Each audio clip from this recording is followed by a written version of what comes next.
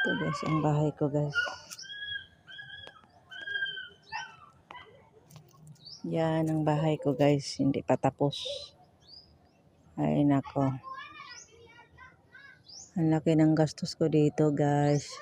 Pero, ito, hindi pa talaga tapos. Wala pang teres.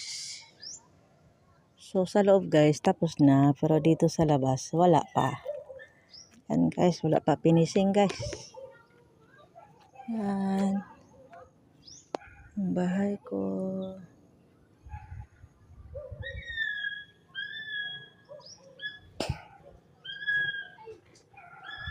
Yan, kapitbahay ko yan. Yan. Kapitbahay. Yung sa iba. May banana ako dito. May bunga na. Tindok. Saka yan.